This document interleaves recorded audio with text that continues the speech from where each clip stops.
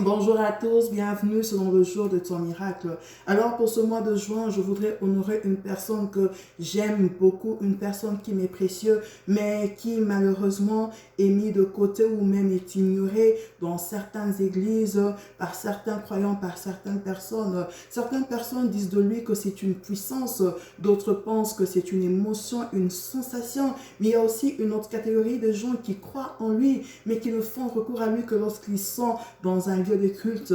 Et cette personne est tellement attristée. Attristée pourquoi? Parce qu'il a été envoyé pour nous encourager, pour nous aider, nous montrer le chemin, pour nous emmener à triompher sur la terre. Et cette personne, ce n'est que la personne du Saint-Esprit. Alors pour ce mois de juin, nous sommes dans le livre de Jean 16, où le Seigneur, avant qu'il ne parte, est en train de dire aux disciples: il est avantageux que je m'en aille, sinon le consolateur qui n'est rien d'autre que le Saint-Esprit ne viendra pas. Vous savez, c'est un passage biblique que j'aime beaucoup, mais qui me trouble à la fois, parce que celui qui est en train de parler, c'est le Seigneur. Le Seigneur, lui qui a accompli les surnaturels. Les aveugles ont vu, les paralytiques ont marché, les sourds ont entendu, les muets ont parlé, la multiplication de pain. Les disciples ont vécu vraiment tant de miracles, mais il va leur dire: il est avantageux, comme pour leur dire: il est à votre bénéfice. Celui qui va venir est plus grand. Vous allez vivre encore plus glorieux, plus puissant sur la terre. Oui,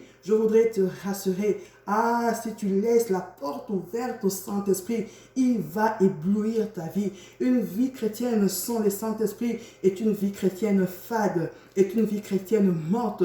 Tu ne peux pas triompher sur la terre si tu n'es pas accompagné par l'Esprit de Dieu. Oui, le Saint-Esprit de Dieu, il a en lui la puissance, mais il n'est pas la puissance, il n'est pas une émotion, il n'est pas une sensation. Le Saint-Esprit est Dieu et il ne voudrait pas que tu fasses recours à lui lorsque tu es dans une assemblée. Le Saint-Esprit désire que tu puisses communier avec lui tous les jours, comme tu parlerais à une personne tous les jours.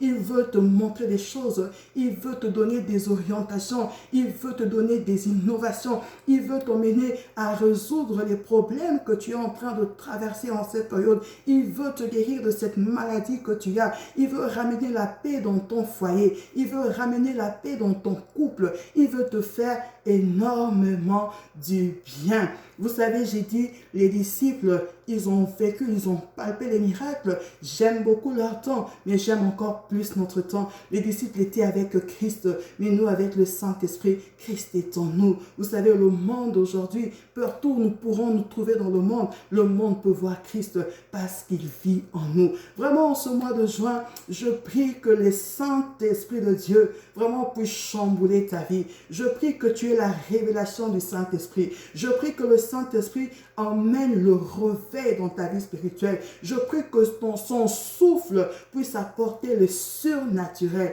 Vraiment un mois de juin béni, un mois de juin de faveur. Puisse le Saint-Esprit de Dieu souffler dans vos demeures. Puisse le Saint-Esprit de Dieu apporter la paix, apporter la joie. Que le Saint-Esprit puisse glorifier Christ dans vos maisons. Dans le nom de Jésus, je vous aime énormément. Bye!